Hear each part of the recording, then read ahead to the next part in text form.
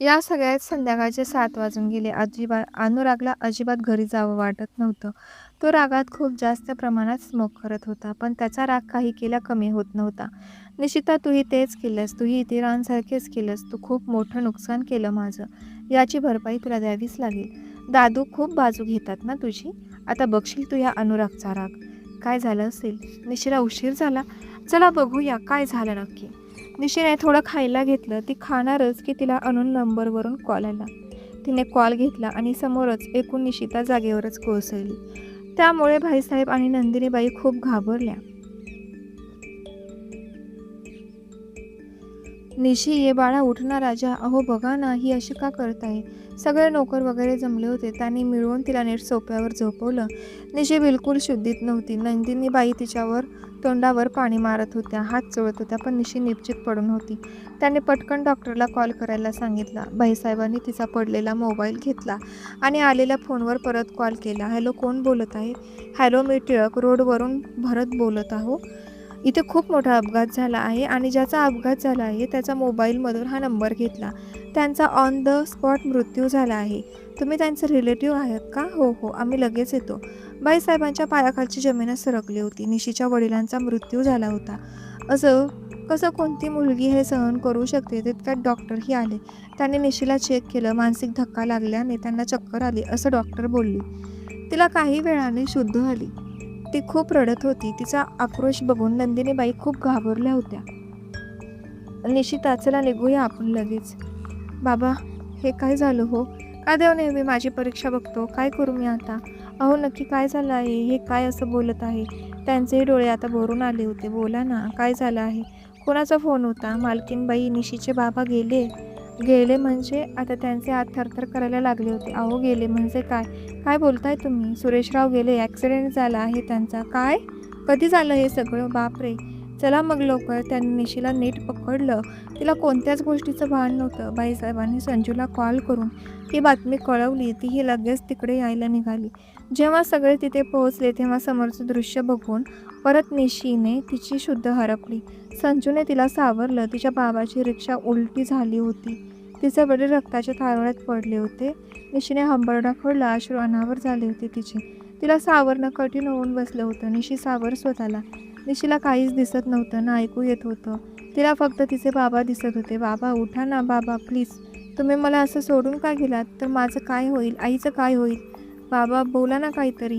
तिला खरंच आता सावरता येत नव्हतं. ॲक्सिडेंट केस असल्याने पाटीलही तिथे होते. "बाईसाहेब, बॉडी पोस्टमॉर्टमला द्यावी लागेल. निशिता खूप जपावं लागेल. तिची परमिशन लागेल. काय करू?"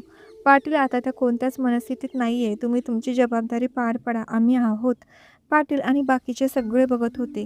काही वेळात बॉडी हॉस्पिटलला नेली. निशी सारखं चक्कर येऊन पडत होती. नंदिनीबाई आणि संजू होते तिच्यासोबत. त्यांचे जास्त रिलेटिव्ह नव्हते आणि तिचा भाऊ कॅनडाला होता. त्याचा फोन लागत नव्हता. त्यामुळे सगळं काही भाईसाहेबांना करायचं होतं. त्यांनी अनुरागला फोन केला, पण त्याचा फोन लागत नव्हता. काही वेळात बॉडी हॉस्पिटलमधून निशीच्या घरी आणली.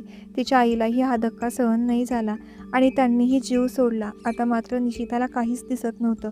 तिच्या डोळ्यातून अश्रू येणं बंद झालं. ना रडत होती ना काही रिॲक्ट करत होती. नजर तिची शून्यात होती.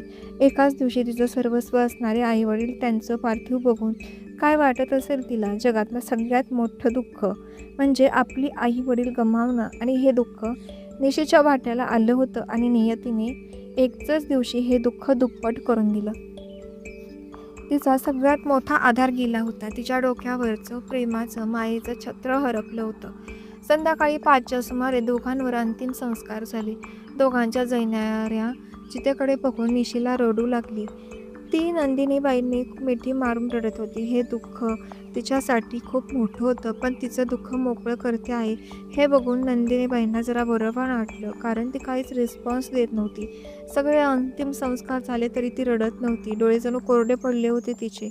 पण शेवटी तिच्या भावनांचा बांध फुटला. नंदिनीबाई तिला घरी घेऊन आल्या. ती येतच नव्हती, पण त्यांनी कसंबसं तिला समजावलं आणि घरी घेऊन आल्या. संजू तिच्या आई-बाबाच्या घरी सगळं बघायला गेली. बाईसाहेब पाटील बरोबर होते. ॲक्सिडेंट ज्याने केला तो पकडला गेला होता. ड्रिंकवरून तो माणूस ट्रक चालवत होता, त्यामुळे त्याच्यावर केस चालली. हे सगळं सरकारी कामं करायला बाईसाहेबांना पोलीस स्टेशनला जावं लागलं. निशीला या अवस्थेत पाठवणं शक्यच नव्हतं.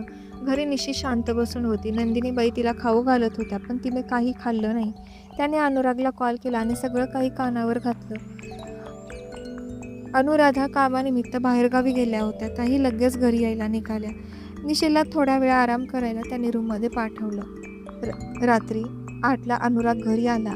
भयंकर चिडला होता तो. निशिता, कुठे आहेस तू? बिट्टू, अहो तुम्ही जरा हळू बोलाल का? इतका राग. दादू, आजी, जर का तुम्ही मध्ये काही बोललात तर माझं मेलेलं तोंड बघाल. बिट्टू, हे काही बोलणं झालं का? मला काहीही ऐकायचं नाहीये. तुम्हाला माहीत आहे मी जे बोलतो ते करतो, त्यामुळे प्लीज निशिता कुठे आहे? तो उत्तराची वाट बघत नाही ही थांबला नाही आणि सरळ रूममध्ये गेला. निशी शांत बसून होती. नजर शून्यात होती. तिला बरं वाटत नव्हतं. वाह, मस्त आराम करत बसल्या आहेत मॅडम. निशिता, तू खूप मोठी चूक केलीस. निशिताच्या ओरडणं ऐकून जरा भावनावर आली. अहो, इतकंच काय ते तिच्या ओठातून बाहेर पडलं आणि ती त्याच्या गळ्यात पडून रडायला लागली. त्याला इतका राग आला की त्याने तिला लगेच बाजूला ढकलून दिलं. अजिबात जवळ येऊ नको माझ्या. तुला तो अधिकार नाही आहे. तुझी काय लायकी आहे ते समजलं आज मला.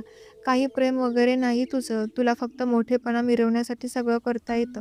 आताही तुला तेच दाखवायचं होतं. कसा मी तुझ्याशिवाय बिझनेसमध्ये कमी आहे, हो ना? तुझ्यावर विश्वास ठेवून मी परत तीच चूक केली. तीच चूक. त्याने जोरात तिथला शॉपीस फोडला. प्लीज माझं ऐकून घ्या. एकदा प्लीज, मी सगळं सांगते. नाही, अजिबात नाही. मला काही ऐकून घ्यायचं नाही आहे. आणि जर का तू एक शब्द जरी बोललीस तर तुला माझं मेलेलं तोंड बघावं लागेल. अहो, काय बोलता हे? तिची वाचाच गेली ते शब्द ऐकून. आधीच तिचं सर्वस्व गेलं होतं. तिला आता या सगळ्यात जास्त अनुरागच्या आधाराची गरज होती. पण तोही मरणाची भाषा करत होता. तोच तिच्या जगण्याचं शेवटचं कारण होता. त्याला गमावणं म्हणजे तिच्यासाठी जगून फायदा नव्हता. त्यामुळे तिची पुढे काही बोलायची हिंमत नाही झाली. शब्द जणू हरवले होते तिचे. तुझ्यासारखी नीच मुलगी मी माझ्या आयुष्यात नाही बघितली. बाकीच्या मुली फक्त पैसे घेऊन गेल्या माझे. पण तू तर दादूचा विश्वास तोडला माझ्यावरचा. काय जादू केलीस तू त्यांच्यावर माहिती?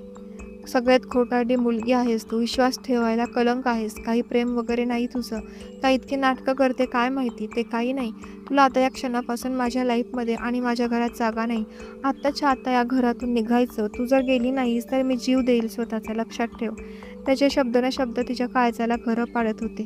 त्याचे शेवटचे वाक्य ऐकून तिचे पूर्ण शरीर थरथर कापायला लागलं. डोळ्यासमोर अंधार यायला लागला. अनुरागने रागात तिची बॅग काढली आणि तिचं सगळं सामान बॅगेमध्ये भरलं आणि तिला हातात धरून खाली खेचत आणलं. ती काहीच बोलत नव्हती. फक्त डोळ्यातून अश्रू येत होते. बिट्टू, तुम्ही खूप चुकीचं करत आहात. माझं पूर्ण ऐकून घ्या. अनुराग काहीच ऐकून घेण्याच्या मनस्थितीत नव्हता. त्याने टेबलवरचा चाकू उचलला आणि स्वतःच्या गळ्याला लावला. ते बघून निशीला चक्कर आली. नंदिनीबाई तिला सावरायला पुढे आल्या तर अनुरागने अडवलं. त्या जागीच थांबल्या. घरातले सगळे नोकर, स्टाफ सगळं काही बघत होता. हा चाललेला तमाशा बघून कोणालाही थरकाप उडवणारा होता. आजी, थांब तिथे. हिची सगळी नाटकं आहेत ही. घरातून हाकलून देतो आहे तर हे सगळं करते आहे. तुम्ही दोघे मध्ये आलात तर आता हा सुरा माझ्या गळ्यावर फिरवेल. दोघेही शांत झाले. त्याने निशीला परत तसंच उचललं. त्यामुळे ती जरा शुद्धीवर आली. त्याने तिला घराच्या गेटबाहेर ढकललं आणि तिची बॅगही फेकली. पावसाने परत जोर धरला होता. परत जर माझ्या आयुष्यात आली तर बघ, एकतर ती तरी जगेल, नाहीतर मला तरी जगू दे. निघ इथून. विश्वास या शब्दावरून हा विश्वास उडाला आहे माझा आता. तो तावाने रूममध्ये निघून गेला आणि जोरात रूमचा दरवाजा लावला. तो गेला तसा बाईसाहेब आणि नंदिनीबाई बाहेर आली. निशिता बॅग घेऊन निघाली होती. निशी, तिने मागे वळून बघितलं नाही. बाईसाहेब पळत जाऊन तिला अडवलं. तितक्यात संजू ही तिथे आली होती. तिला तर काहीच कल्पना नव्हती या सगळ्यांची. तिने निशीला असं बॅग घेऊन पावसात भिजताना बघितलं आणि तिच्या काळजाचं पाणी पाणी झालं. तीही पळत तिथे आली. निशीच्या नाकातून रक्त यायला लागलं होतं. निशी, अगं काय करते आहेस तू? बघ कुठं निघालीस. आणि जान, तुझ्या नाकातून रक्त येत आहे. आधी आत चल. बाळ, चल ना आत. नाही आजी, मला आता कोणालाही गमवायची ताकद नाही आता. हेच जर नसतील तर माझ्या जगण्याला काही अर्थ आहे का? प्लीज, माझी तुमच्याकडे शेवटची इच्छा समजा. तिने दोघांसमोर हात जोडले. जाऊ दे, नका अडवू मला, प्लीज. बाईसाहेबांना काय करावं तेच समजत नव्हतं. आज तिच्यावर खूप मोठे मोठे आघात झाले होते आणि मनावर झालेले घाव कधीच भरून निघत नाहीत ना. ती बोलता बोलता परत खाली पडली. संजूने तिला पकडलं आणि लगेच गाडीत घालून हॉस्पिटलला नेलं. बाईसाहेब आणि नंदिनीबाई होत्या. संजूला तर काय झालं हेच माहिती नव्हतं. बाईसाहेबांनी तिला सगळं सांगितलं. निशीला सलाईन वगैरे लावल्या. खूप नाजूक परिस्थिती झाली होती तिची. डॉक्टर बोलले की जर त्यांना औषधांना रिस्पॉन्स नाही केला तर त्या कोमात जाऊ शकतात. हे ऐकून तिघेही घाबरले. त्यांनी डॉक्टरसमोर हात जोडले. हे बघून त्यांनाही वाईट वाटलं. इतका मोठा माणूस रडतो आहे, हात जोडतो आहे, हे त्यांना बघवलं गेलं नाही. संजूने त्यांना घरी जायला सांगितलं, पण त्यांनी नाही ऐकलं. दोघेही तिथेच थांबले. घरी अनुरागचा राग शांत झाला नव्हता. तो रागात काय करतो आहे, काय बोलतो आहे, हे त्याचं त्याला समजत नव्हतं. त्याने सरळ दारूची बॉटल तोंडाला लावली आणि तसाच उठून राहिला. त्याला काहीच माहिती नव्हतं. दुसऱ्या दिवशी सकाळी निशीला शुद्ध आली, तेव्हा कुठे त्या दोघांना बरं वाटलं. निशा आपल्या घरी परत चला. बाबा, माझी एक इच्छा पूर्ण करणार का? असं का तोडून बोलता? तुमचा दुसरा बाप जिवंत आहे, अजून बोला. त्यांचे डोळे भरून आले. आज पहिल्यांदा ती बाईसाहेबांना इतकं कोलमडून पडलेलं बघितलं. बाबा, मी परत नाही येणार त्यांच्या लाईफमध्ये, प्लीज. मला आता नाही सहन होणार काही. मी कॅनडाला जाते कायमची माझ्या भावाकडे, प्लीज. निशी, असं नको ना गं बोलू, प्लीज. नाही, मी नाही थांबणार आता. बाईसाहेब थोडा विचार करून हो बोलले. अजून एक बाबा, मला वचन द्या. यातलं काहीच अनुरागला समजतं नाही पाहिजे, काहीच नाही. वचन द्या मला. मी जोपर्यंत जिवंत आहे तोपर्यंत. ठीक आहे, मी तुम्हाला वचन देतो. निशीला भेटून नंदिनी बाईसाहेब घरी निघून गेले. 8 दिवसांनी ती कॅनडाला जाणार होती. सगळी तयारी तिला संजूने करून दिली.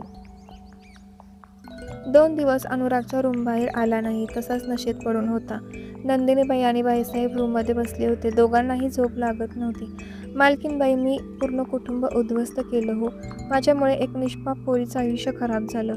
मी खूप स्वार्थी विचार केला ना. तुम्हालाही असंच वाटत आहे ना? नंदिनीबाई त्यांना पहिल्यांदा हरल्यासारखं बोलताना बघत होत्या. तुमची काहीच चूक नाही आहे, शेवटी नशीब. पण अनुरागचं वागणं मला नाही आवडलं. त्याला सगळं खरं काय ते समजलं पाहिजे. तुम्ही का निशिताला असं वचन दिलं? मला नाही पटलं ते. काय करू, कधी कधी परिस्थितीसमोर हतबल व्हावं लागतं. अनुराधाही घरी आली होती. तिलाही सगळी परिस्थिती समजली. ती निशिताला भेटून आली. बघता बघता 8 दिवस निघून गेले. निशीने तिच्या आईबाबांचं सगळं कार्य उरकलं आणि कॅनडाला जायला निघाली. बाईसाहेब आणि नंदिनीबाईंनी तिला अजून भेटून आले शेवटचे. तिची रात्र. उशिरा फ्लाईट होती. रात्री 2ला कॅनडाच्या फ्लाईटने टेक ऑफ केलं. या 8 दिवसात अनुराग कोणाशी बोलला नाही. त्याचा थोडा राग कमी झाला होता. ज्या रात्री निशी गेली त्या रात्री मात्र बाईसाहेब आणि नंदिनीबाई काही झोपले नाही. या सगळ्यापासून अनुराग अनभिज्ञ होता. निशी देश सोडून गेली आहे हेही त्याला माहीत नव्हतं. पण येणारा काळ त्याला लवकरच त्याच्या चुकीची शिक्षा त्याला देणार होता. त्याने रागात खूप मोठी चूक केली होती आणि त्याला हे लवकरच समजणार होतं. वाचक मंडळी, प्लीज शिव्या नका घालू हां मला. मी काय इतकं ट्रॅक सोडून लिहिलं वगैरे तर असं नाही आहे. ह्या स्टोरीचे स्टॉल मी आधीच ठरवून ठेवले होते आणि हे वळण देणं ही स्टोरीची डिमांड होती. तशी आपली कथा पुढे गेलीच नसती. थोडं समजून घ्या, नाही तर तुम्ही तिकडे शिव्या घालत बसाल आणि मला इथे उचक्या लागतील. दुसऱ्या दिवशी अनुरागला कॉल आला की त्याचं कॅन्सल झालेलं डील कन्फर्म झालं आहे.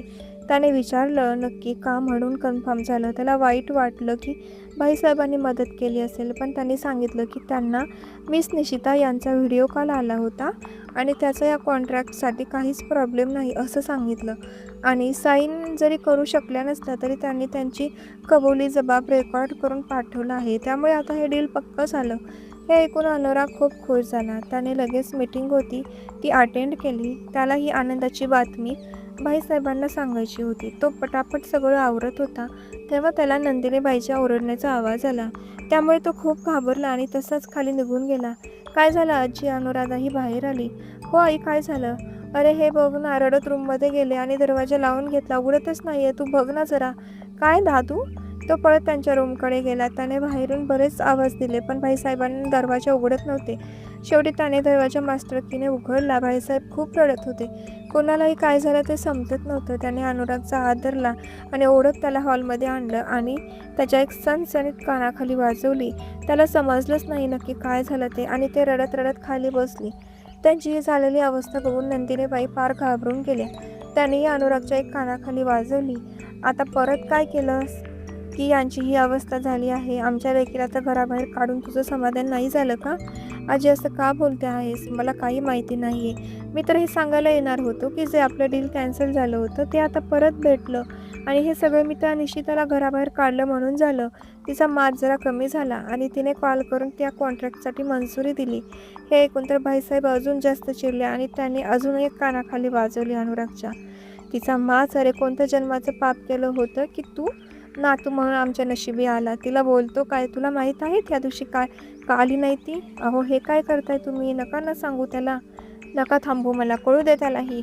त्या दिवशी ती लवकर तयार झाली ऑफिसला यायला, पण तिला एक फोन आला. तिच्या बाबांचा ॲक्सिडेंट झाला होता आणि त्या अपघातात तिचे बाबा तिला कायमचे सोडून गेले आणि तिने त्या परिस्थितीशी जोडून घेऊन तुझ्या ऑफिसला यायचं होतं का? काय? हो. आणि नियतीला काय वाटलं, अजून एक धक्का त्या पोरीनं दिला. तिच्या वडिलांचा मृत्यू झाला हे तिच्या आईला सहन नाही झालं आणि त्यांनीही जीव सोडला. असं दुःख कोणत्या दुश्मनाच्याही वाट्याला येऊ नये. ती तर आमची लेक होती. मला सांग, एकाच दिवशी समोर आई वडील दोघांचे मृतदेह बघून कोणाला आनंद होईल? आणि त्याही कंडिशनला त्यांनी तुमच्या ऑफिसला यायचं होतं का? बोला. त्यांनी तुमच्यावर खरं प्रेम केलं, पण तुम्ही प्रेम तर सोडाच, थोडा विश्वासही नाही ठेवू शकला. ज्या दुःखात सगळ्यात जास्त त्यांना तुमच्या आधाराची, तुमच्या खंड्याची गरज होती, पण तुम्ही तर त्यांचा अपमान केला. त्यांना हाताला धरून घरातून हाकलून लावलं. तुम्ही शेवटचा आधार होता त्यांच्या जगण्याचा. तुम्हाला माहीत आहे, जाताना त्या बोलल्या, अजून कोणाला गमवायची ताकद नाही आहे त्यांच्यात. तुम्हाला काही झालं असतं तर त्या जगल्याच नसत्या. त्या दिवशी तुम्ही सुरा गळ्याला लावला त्यावेळी त्या खरंच बेशुद्ध झाल्या होत्या, पण तेव्हाही तुम्ही त्यांना नाटकं करत आहे असं बोलला. बाहेर पावसात भिजत चालल्या होत्या त्या, नाकातून रक्त येत होतं, मनात कधीच न भरणारं दुःख होतं आणि परत त्या बेशुद्ध झाल्या. त्या दिवशी त्यांनी जर औषधांना रिस्पॉन्स केला नव्हता तर त्या कोमात गेल्या असत्या, पण नशीब त्यांना शुद्ध आली. त्यांनी माझ्याकडून वचन घेतलं की त्या जिवंत असेपर्यंत तुम्हाला काहीच सांगायचं नाही. काल त्यांनी तुमची डील करून दिली. त्यांनी त्यांचं कर्तव्य नीट पार पाडलं. काल रात्री त्या हा देश सोडून त्यांच्या भावाकडे कॅनडाला गेल्या. काय? अहो, पण तुम्ही आपल्या लेकीला दिलेलं वचन का मोडलं? नाही मोडलं मी वचन मालकीनबाई, नाही मोडलं. म्हणजे? आता मात्र नंदिनीबाईंना भीती वाटायला लागली, कारण त्या पोरीने जाता जाता मला या वचनातून मुक्त केलं. मालकीनबाई, आपली निशी आपल्याला कायमची सोडून गेली. हो, कायमची सोडून गेली. याला मीच जबाबदार आहे. मी अख्खं एक कुटुंब उद्ध्वस्त केलं. अहो काय बोलतात हे? नाही, असं नाही झालं काही. आपली निशी आपल्याला कुठेही सोडून नाही गेली. ती तर कालच कॅनडाला गेली ना? हो दादू, नक्की काय झालं आहे प्लीज सांगा. त्यांना TV लावला. समोर बातमी दाखवत होते, काल भारतातून कॅनडाकडे जाणाऱ्या विमानाला अपघात झाला असून यात सगळे प्रवासी मृत्युमुखी पडले आहेत. ही बातमी ऐकून अनुरागच्या पायाखालची जमीनच सरकली. त्यांचे डोळे व्हायला लागले. त्याला त्याचं सगळं लाईफ अंधारात दिसत होतं. आता मात्र इतका वेळ शांत असलेल्या अनुराधानेही अनुरागच्या कानाखाली जाळ काढला. हे खूप चुकीचं केलं तू अनुराग, खूप चुकीचं केलं. तुझ्याशी बोलत नव्हता. माझा एक निर्णय चुकला म्हणून तुला आई वडील दोघांचं प्रेम नाही भेटलं. पण हे नातं विश्वास फक्त या एका धाग्यावर अवलंबून असतो. तोच तुम्ही मोडला. तुम्हीही तेच केलं अनुराग, तेच केलं. तुमचाही निर्णय चुकला. तुमच्या रागाने तुम्हाला बर्बाद केलं आणि एका मुलीचं लाईफही संपवून गेलं. त्या बोलत असताना अचानक भाईसाहेब खाली कोसळले. दादू, त्याने पटकन त्यांना उचललं आणि गाडी काढून हॉस्पिटलला घेऊन गेला. त्यांना माइल्ड अटॅक येऊन गेला. बाईसाहेबांना निशीची जान सहन झाली नाही. या घटनेने अनुराग मात्र पुरता हादरून गेला होता. काही दिवसांनी बाईसाहेबांना घरी सोडलं. निशिता घर सोडून गेल्यामुळे जणू त्या घराचं चैतन्यच निघून गेलं होतं. 4-5 दिवस असेच निघून गेले. बाईसाहेब आणि नंदिनीबाईंनी अनुरागसोबत बोलणंच सोडून दिलं होतं. अनुराग खूप डिप्रेशनमध्ये गेला होता. त्याला रूममध्ये फक्त निशी दिसत होती. त्याच्याकडे तिची एकही गोष्ट नव्हती. त्याने रागात सगळं काही भरून तिला स्वतःच्या हाताने घराबाहेर काढलं होतं. होत्या फक्त तिच्या आठवणी. त्याचे डोळे भरून आले. खूप रडत होता तिच्या आठवणीत. त्याला आता त्याची किंमत कळली होती. त्याचं मन हेच मानायला धजावत नव्हतं की निशी आता या जगात नाही. त्याला तिचा विरह सहनच होत नव्हता. त्याने त्याच्या कपाटातून त्याच्या कुर्त्यावरची ओढणी बाहेर काढली आणि फॅनला बांधली. तो ती गळ्यात घालून उभा राहिला. त्याच्या डोळ्यातून निशीचं चित्र जात नव्हतं. तो कसा वागला होता तिच्यासोबत? तो स्वतःची जीवनयात्रा थांबवणार इतक्यात त्याच्या रूममध्ये अनुराधा आली. समोर बघून त्या जोरात ओरडल्या आणि त्यांनी अनुरागला बाजूला ढकललं. तो रडायला लागला. काय करत होता हे? त्याने एक कानाखाली वाजवली, त्यामुळे तो खाली पडला. त्याने तशीच खाली बसून त्याच्या आईच्या पायाला मिठी मारली आणि रडायला लागला. आई, मी नाही जगू शकत गं निशीशिवाय. मला नाही जगायचं. ती नाही आहे तर माझं पूर्ण लाईफ अंधारात गेलं आहे. मी खूप प्रेम करतो तिच्यावर. मला नाही सहन होत तिचा विरह. मला माझ्या निशीकडे जायचं आहे. माझ्या निशीकडे जायचं आहे. अनुराधाचे डोळे भरून आले. आज त्यांचा जुना अनुराग परत आला होता. प्रेमळ, मायाळू. आज कितीतरी दिवसांनी त्याने आई अशी हाक मारली होती. पण या अनुरागला परत आणण्यासाठी निशीला मात्र खूप मोठी किंमत मोजावी लागली. त्यांनी त्याला आधार दिला, त्याला शांत केलं, समजून सांगितलं. शेवटी नियतीला जे मान्य होतं ते झालं. पण त्याने अनुरागला निशीची शपथ घातली की ती परत असं काही करणार नाही. आणि त्यांना हे माहीत होतं की तो आता निशीची शपथ नाही मिळणार. अनुरागने त्याचं प्रेम कळालं होतं, पण त्याला हे कळायला खूप उशीर झाला होता. जसजसे दिवस जात होते तसतसा अनुराग नशेत जात होता. तिचा विरह त्याला पूर्ण बदलून गेला होता. ती एकदा म्हणाली होती, मी आता तुझ्या प्रेमासाठी रडते आहे. एक दिवस असाही येईल की तो माझ्या प्रेमासाठी रडशील. आणि त्या दिवशी खूप उशीर झाला असेल. कदाचित मी नसेल. आणि तिचे ते शब्द खरे झाले होते. मित्रांनो, राग हा माणसाला पूर्ण बर्बाद करतो. रागात माणूस काय बोलतो आहे, काय करतो हे समजत नाही. आणि जेव्हा समजतं तेव्हा टाईम हातातून निघून गेलेला असतो. रागावर नियंत्रण करणं खूप गरजेचं आहे. मी माझ्या कथेतून हेच सांगण्याचा प्रयत्न केला आहे. आणि दुसरी गोष्ट म्हणजे कोणतंही नातं हे विश्वास या एका धाग्यावर अवलंबून असतं तरच ते नातं टिकतं. माझ्या सगळ्या स्टोरीमध्ये हेच सांगण्याचा प्रयत्न असतो की विश्वास खूप महत्त्वाचा आहे. हा पण आंधळेपणा काही कामाचा नाही, हेही तितकंच महत्त्वाचं आहे. खूप इमोशनल झाली ना स्टोरी, आणि मला माझ्या सगळ्या स्टोरीचा एंड हॅपी हवा आहे. सो चला जरा हॅपीवाला एंड करू.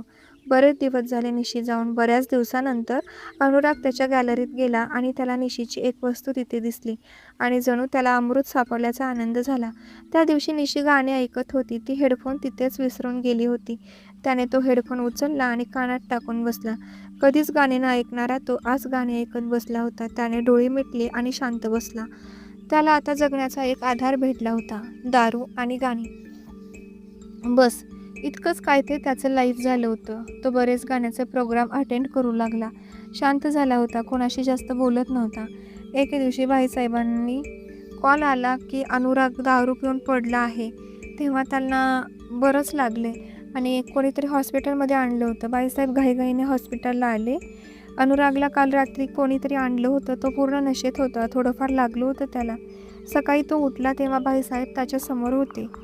बरं आहेस का आता? खूप दिवसांनी भाईसाहेब त्याच्याशी बोलले, त्यामुळे त्याला बरं वाटलं. त्याने मान हलवली. त्याला काल रात्रीचं सगळं आठवलं. निशी, माझी निशी. काय बोलताय? नशा अजून उतरली नाही का? ती माझी निशीच होती. भाईसाहेबांना जरा विचित्र वाटलं. काही वेळाने त्याला घरी सोडलं. त्याने परत रूममध्ये जाऊन ड्रिंक केलं, पडून राहिला. पण भाईसाहेब मात्र त्याच्या बोलण्याने अस्वस्थ झाले.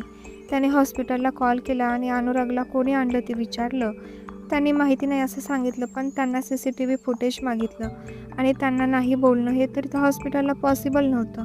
त्यांनी काही वेळात फुटेज पाठवलं. त्यात त्यांना निशी दिसली आणि त्यांचा चेहरा उजळला. त्यांनी संजूला कॉल केला आणि निशीची माहिती विचारली. ते निशीला भेटायला गेले. बाबा, तिला भाईसाहेबांना बघून रडू आलं.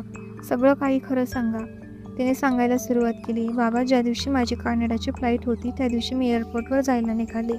रिक्षा केली होती, पण जाताना एक माणूस आणि बाई रस्त्यावर थांबले होते. खूप रात्र झाली होती म्हणून त्यांना कोणतीच गाडी भेटत नव्हती आणि ती बाई गरोदर होती. तिला खूप त्रास होत होता म्हणून मी रिक्षा थांबवली आणि त्यांना जायला सांगितलं. त्यामुळे माझी ती फ्लाईट मिस झाली. मग ठरवलं की दुसऱ्या दिवशी जाईल, पण सकाळीच बातमी आली की विमानाला अपघात झाला. मग काय, माझ्यासाठी चांगलंच झालं. मला यांच्यापासून दूर राहायचं होतं, पण आता मेले. हा तुमचा समज झाला हे माझ्यासाठी चांगलं झालं. मग मी कॅनडाला जाणं कॅन्सल केलं. काल यांना नशेत बाईक चालवताना बघितलं आणि तिला पुढे बोलणं जमलंच नाही. तुमच्या ह्या दुसऱ्यांदा मदत करण्याच्या स्वभावामुळे परत एकदा नियतीने माझी आणि तुमची भेट घडवून आणली. बाबा, पण हे कोणाला समजलं नाही पाहिजे प्लीज. ठीक आहे, यावेळी मी माझ्या नातूसाठी कुठलाही त्रास नाही होऊ देणार. तुम्हाला जेव्हा वाटेल तेव्हा आपल्या घरी या. तुम्ही आहात हेच माझ्यासाठी खूप आहे. बाबा, हे कसे आहेत आता? ठीक आहेत. बरं चल, मी येतो आता. तुझ्या आजीला पण सांगतो. ते हसत घरी गेले. खूप दिवसांनी त्यांच्या चेहऱ्यावर आनंद दिसत होता. अनेक दिवस गेले. अनुराग मात्र जास्तच नशा करू लागला होता. त्या दिवशी असंच तो एका गाण्याच्या प्रोग्रामला गेला. सगळ्यात मागे बसला होता. सगळ्यांचा धूर गाणी चालू होती आणि अचानक एक गाणं सुरू झालं. चलते चलते मेरे गीत याद रखना कभी अलविदा ना कहना. त्याला हे गाणं आणि तो आवाज ऐकून हृदयाची स्पंदनं वाढली, डोळे भरून आले. नकळत त्यांच्या तोंडून निशी असं बाहेर पडलं. डोळे बंद होते त्याचे. का निशिका? का मला सोडून गेली? या ना ग परत. खूप प्रेम द्यायचं आहे तुला. तुझा खडूस हिटलर बोलला होता आहे ग तुला. ये ना. हेच गाणं ऐकत होतीस आणि तूच मला अलविदा बोलून निघून गेली. त्याला जसजसा आवाज नीट ऐकू येत होता तसा तो ओळखीचा वाटला. त्याने खाडकन डोळे उघडले. समोर निशी गाणं बोलत होती. हो, त्याची निशी त्याच्यासमोर गाणं म्हणत होती. त्याला त्याच्या डोळ्यांवर विश्वास बसत नव्हता. तो जागेवरून उठला आणि पळत स्टेजकडे गेला आणि त्याने सगळ्यासमोर निशीला घट्ट मिठी मारली. त्याचे डोळे वाहत होते. ओठांवर गोड हसू होतं. खूप मोलाची गोष्ट भेटल्याचा आनंद होता. निशी खूप खुश होती. आयोजकांनी स्टेजचा पडदा पाडला. निशी, माझी निशी, कुठे होती तू?